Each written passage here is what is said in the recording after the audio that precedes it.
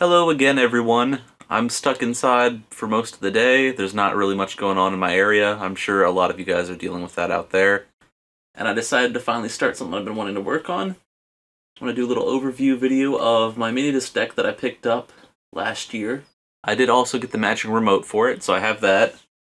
I'm just going to go over, show it off a little bit, and then there is one issue with it, which I'm going to address later in this video. I've also picked up a plethora of Sony MiniDiscs, so I'm going to show you guys recording that. I don't really have much of a way to have the audio feed directly from the MiniDisc deck into a computer or something so you guys could listen to it. I will do that a little bit, but I really feel that's not the same thing as listening with an audio setup. Then I actually have two pre-recorded MiniDiscs. This one somehow is damaged on track 3, so I'm not going to really use it, but I'm sure multiple people are familiar with this album. Right now I have some pretty good lighting from outside, so I figured this would be a good time to show off the front and everything. Almost every video I've made so far, it's been at nighttime and I do not have good lighting in my apartment. Then I hope you guys forgive me for some background audio. I have my door open and there's not really much I can do about that. Alright, for the model number for this one, it's the MDS-JE330. This was a 90s model. And then I have the remote for it. This is the RMD29M. I believe the N stands for MiniDisc. It even says MiniDisc deck on it. Alright, there's going to be some background sounds. I have my door open. Unfortunately, I don't have good lighting in my apartment. It's daytime, so I'm going to use the natural lighting to kind of help suffice that. Here we have the MiniDisc deck itself. This is the MDS-JE330. This is a 90s MiniDisc deck. I actually have the remote that goes with it. The RMD29M. As you can see, it actually says MiniDisc deck on the remote itself. So let's show what happens when you put a pre-recorded MiniDisc in. These things are not that common, and usually do not go for super cheap on eBay. This is Allison Chains of Dirt. It said right there that it was reading the TOC. That means the table of contents, which is pretty much tells what's all on the disc. And then we have the number of tracks, and we have the length of the album. And it works kind of similar to a CD player, but if you watch here, when I swatch tracks, it tells the title. I don't think every CD has all the text info pop up on most players, at least pre-recorded ones that I've used. I've not ran into that much. We have a pretty basic setup, the power button. Then over here we have the play mode button, repeat button, which lets you set up the repeat for the different tracks. Then we have the level / display character button, the insertion unit eject button, the menu button. This thing you kind of rotate to go through the options, the clear button, and then the yes and no confirms for the menu. Standard play, pause, stop, and then record because these things are recordable media. There are a few more settings on the remote. You have ABC, so it's a lot easier to enter the info of the disc. You also have options for a CD sync to sync up with a CD player, so that way you can record your CD to MiniDisc. Now I'm going to take a blank MiniDisc, or it might be blank. I forget if there's anything on this one. It's reading the table of contents, and blank disc. Now here's you would go through the menu and then edit it.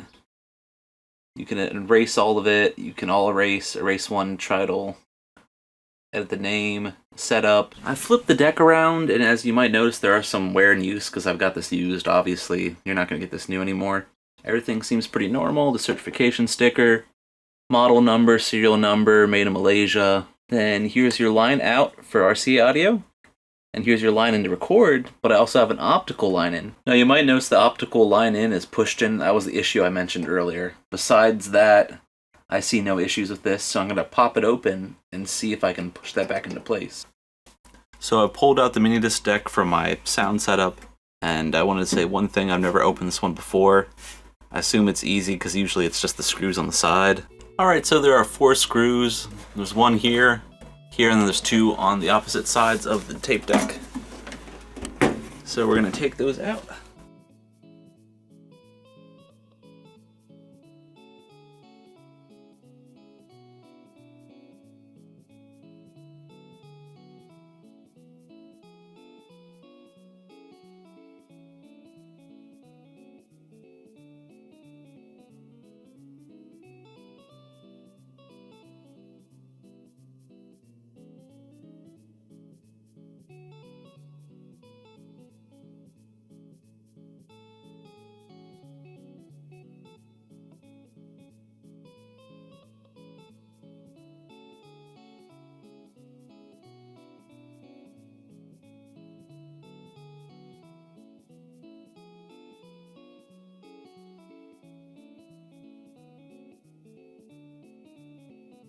just to give you a better view. It's pushed in.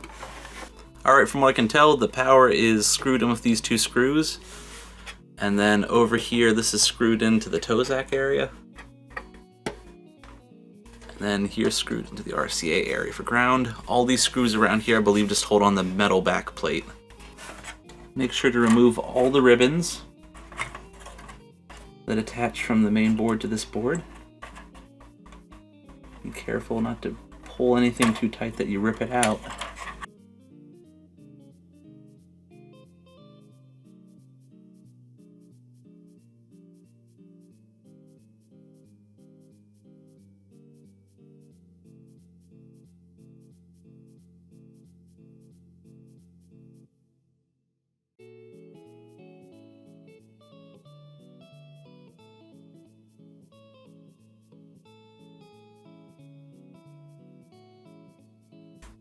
Okay, as is expected, this was pretty much ripped out.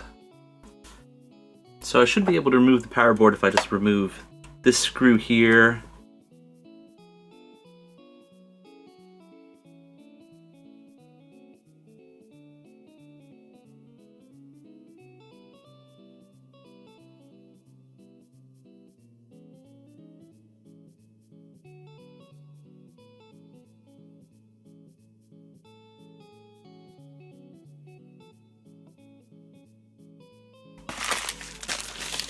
Okay, so it's been about 2 weeks now. This came in the mail today, and we're gonna see if it fits.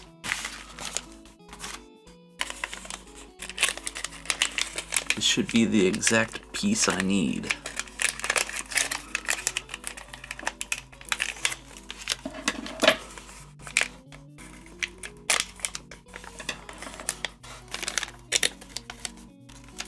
I'm not sure if they actually need the anti-static bag for this.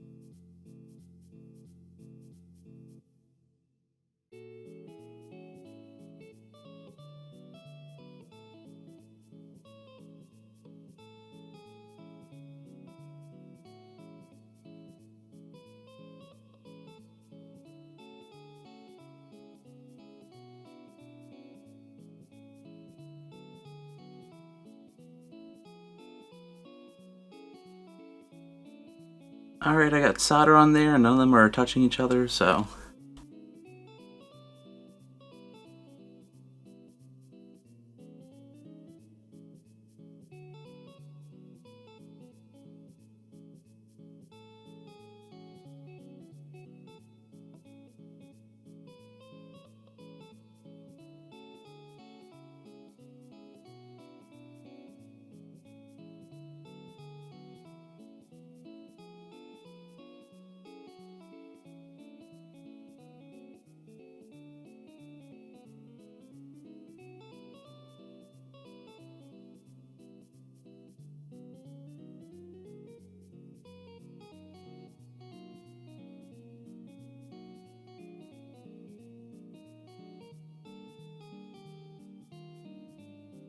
So I've looked and I cannot find where the screw goes, and I think it has nothing to do with this.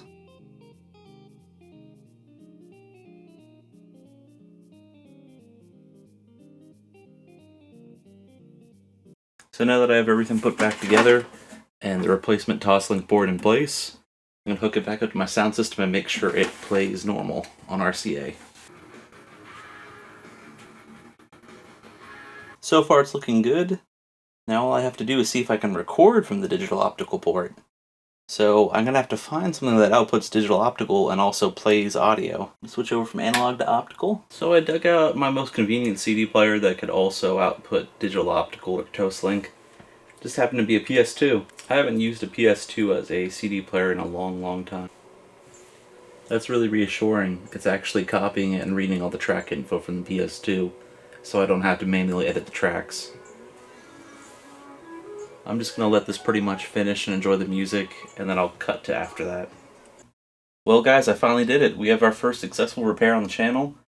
I got this thing working, everything's fine. It's actually working better. It's actually working better than before because for some reason it wasn't always taking the RCA connection and recording that way. I'm only assuming that something was broken with it trying to switch between digital and analog. So with that said, we have our first video for April. I finally met a deadline on time.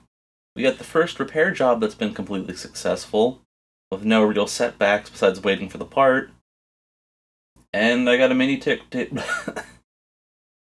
And I got a MiniDisc deck that works completely fine for about, I think it was $30. The only thing it's a little beat up. Thank you everybody for watching. I hope you enjoyed. I have a few more ideas planned, regardless of my setbacks for the other projects, but I hope everybody out there stays safe with what's going on, and I hope to see you again soon.